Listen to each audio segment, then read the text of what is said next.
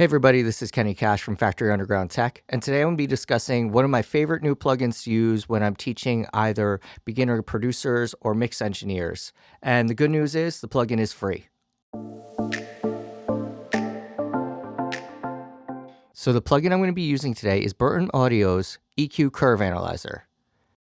So it's important to mention that this plugin actually does not do anything for sound, but what it does is give you a good visual representation of what your plugin and EQs, especially vintage EQs, might be doing to your mix. So let's check it out. First, I'm going to add an EQ analyzer, and you're going to hear it start pinging. And then I'm going to add a popular UAD equalizer, the Pultec, which is based off of an analog piece of gear. And then another EQ analyzer. And you can see I've actually not touched anything on the EQ, and I'm already seeing a 2 dB gain increase. If I turn the plugin off and on, you could see that, and a couple little bumps. Now, you always want to use your ears when mixing, but if you've never used some of these pieces of gear, this can really help you to see what the knobs are doing and help you to better just learn the unit and how you can get the desired effects you want quicker. So if you look, my low frequency is set to 30, and as I raise it, you could see it is raising it much higher than 30. It's a shelf, so that's kind of expected, but it goes pretty high. As I switch this up,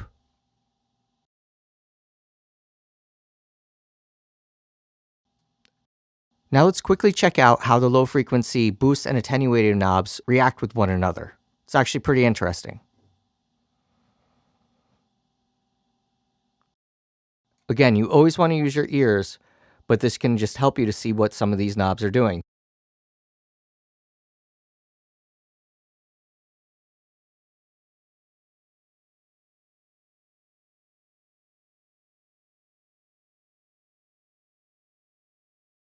And also the high frequency attenuator.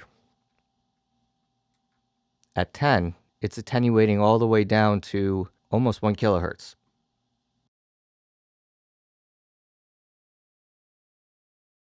So this is a good way to use this tool to just, like I said, help you learn pieces of gear that you may never have used before in the real life. Another good example where this could be useful is with tape simulators.